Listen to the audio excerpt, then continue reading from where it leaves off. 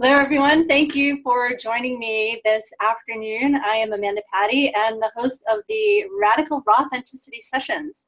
Today I have with me Ronnie Landis, and Ronnie Landis is an integrative nutritionist, transformational coach, and a human behavioral specialist. In addition, he is the founder of the Holistic Health Mastery Program, the Tonic Herbal Mastery Program, and has written several books, one of which will is due to be released soon, right? The Inner Alchemy Youthening Program. So welcome, Ronnie. It's an honor to have you on here today. Thank you so much for having me. I'm excited. How did you get into what it is that you're doing? Most people have some sort of like path or journey or some thing that kind of led them to where they are today and what it is that they're doing. So are you willing to share some of your story?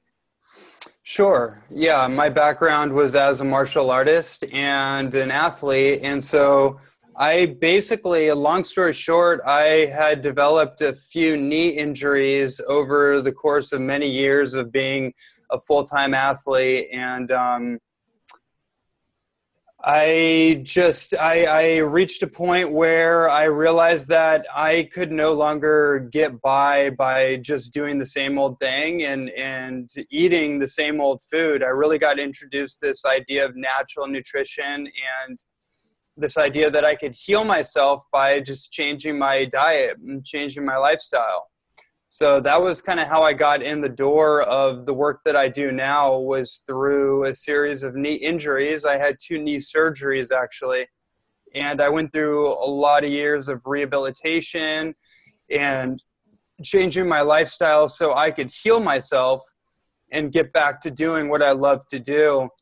And eventually I just found a fork in the road that I was no longer being called to pursue my athletic career, and I was being called to start actually writing books on health and transformation and start speaking in front of audiences and really focusing on nutrition as my vocation and as my mission. And just piece by piece, I started following that out, and I started speaking at potlucks, at like raw food and vegan potlucks, and I started writing and just getting the information out there. And one thing led to another. It took on its own life. And, almost like 10 years later, I'm standing right here. Beautiful, beautiful. While we're on the topic of fear, would you be willing to share what one of your biggest fears is?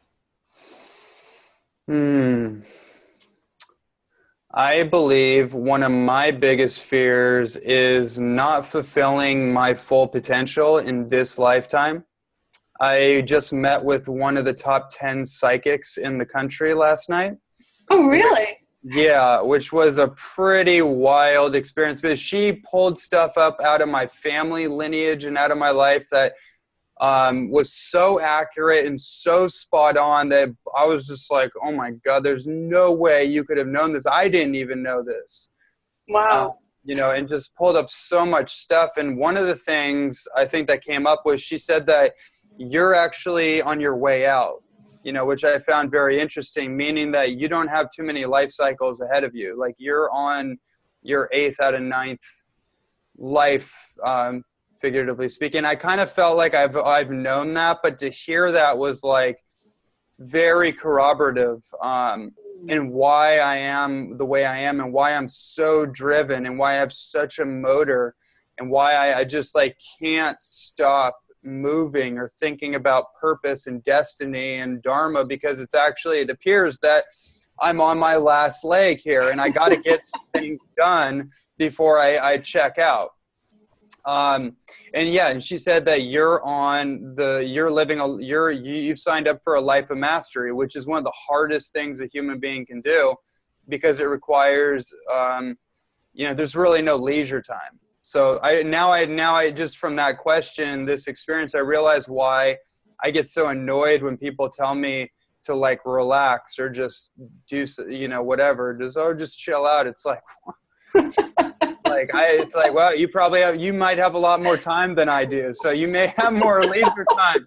I never really felt like I had that kind of time to, and now I kind of get a deeper level of why that is. So for me, my greatest fear is actually missing out on my own manifested potential in this lifetime, and not fulfilling my kind of my overarching mission or assignment, if you will. And so that's also what drives me. That's the thing that I fear is the thing that drives me. And I think that's an important point, is that the thing that you fear the most can also be your greatest motivation if you can get out of the fear and get into the inspiration and get into why you're on the planet, get into the motivation of it, and then come into alignment with that. Then things can really open up in powerful ways. But we have to accept the fear, but not really live in it. We have to move beyond it into like courageous faith, and that's a big part of the coaching work. And that's a big part of stepping up in our lives, is we have to have like a type of, not blind faith, but we have to have a type of faith that is so far beyond the expectations of other people, and so far beyond anything that we know that's like physically provable, but it's like the eye behind the eye, seeing with the eye that sees behind these two optical eyes, and stepping so fully into that. And that's really the age of the mystic. That's what I feel like is happening right now, is that a lot of the hard warrior type of energy is transmuting into that mystical manifestation where we're stepping into our mystic identity or archetype.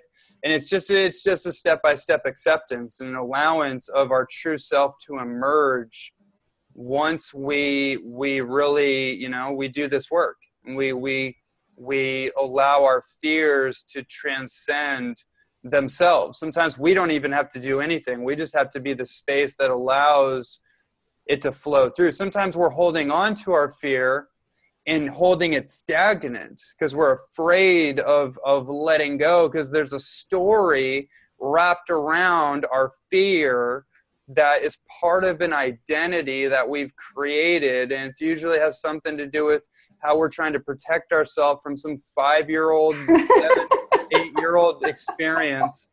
But we're grown adults now. It's like, wait, what? So it's like, it's really silly when you think about it, but it's real. These are the things that cripple people.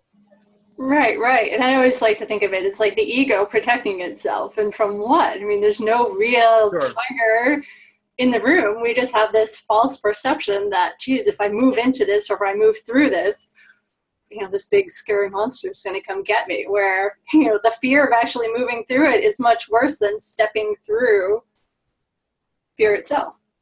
Absolutely. Yeah. And we don't have time either.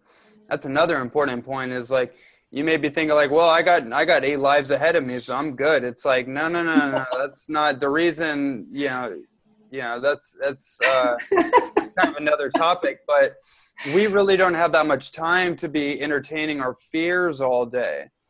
Like, we all have an assignment of some sort, and everybody's running around trying to figure out what their purpose is. And that's another thing people are doing to avoid what their purpose is by trying to find their purpose. It's like, you already know. And really, it starts out as simple as something as simple as just being of service, just being kind, like not even looking for it. You can find it everywhere you go, just like opening the door for somebody, or smiling, or something that simple can actually create a momentum inside of us that allows us to move into something bigger and something bigger and something bigger. But if we can't handle the smallest things in our life, the smallest acts of kindness or the smallest acts of service, then how are we going to expect that we can actually like save the planet? It's about living it, right? It's like, really, it all just comes down to like living it and not being perfect, but 80%. you know, like 70% at least of just full on alignment. And then you have a little bit of wiggle room to make your mistakes and be human and smudge up and cuss at the person in the in traffic or whatever the thing is, you know, that we're those little mediocre behaviors that we all have. But that's just kind of where I'm at with it, is like, really it comes down to living it, you know, not being in our head, but living it, practicing the virtues that we either preach or that we would like to preach, but we don't necessarily have a platform yet. You know, for all those people out there that are like constantly trying to find their purpose before they actually start living it, it's a kind of a paradox, but it's part of your soul's intelligence, is that it's non-linear. You don't have to figure out your purpose before you live it. You actually have to live it, and then it reveals itself throughout your life. Exactly. You just took the words out of my mouth. It's paradox, actually. It's the more I go down the rabbit hole of reality, I find that the secrets are in the paradox. Mm-hmm. And it's actually allowing my paradigm to completely be broken open at every corner, so I can be freed up to entertain the paradoxical nature of reality, because that's where miracles live. That's where magic lives, is in the paradox. Right.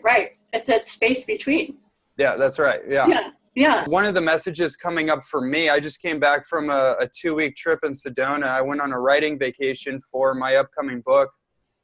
And a deeper level of my own purpose came up about like really stepping into being one of the biggest voices in my field and one of the most respected researchers. And I realized like I'm not living that right now. I've gone off track. I got focused on other things, and I forgot about the work that got me to where I'm at. And I just realized like, wow, I need to actually activate a level of genius on another level. I need to prioritize my time more. I need to stop going out on dates. I need to like actually hunker down and focus, because everything else that I'm seeking outside of myself will actually align with me as I'm investigating my own purpose and passion. And what I mean by that is that the investigation is the path. Yeah. There was an interesting part in there that you had mentioned too, because you're very much a man who is like on point, on your mission, driven, on purpose, which is super healthy for men in general. I was wondering if you could speak to that a little bit. And then I'm interested too, if you would be willing to share with the viewers how you find working, you know, really living on purpose and on your mission in with things like dating and developing a relationship as far as that goes, and whether or not those align, or if you find that it's kind of challenging and creates friction with keeping you on point. Well, the answer to the second question, I don't. The answer is basically no. But I'll explain that in a moment, what I mean by that. So the first question from a male perspective is that we are biologically and archetypically designed to be pursuing some kind of mission. And biologically speaking, when a man is congruent with his biological coordinates, his assignment, then he actually produces more testosterone.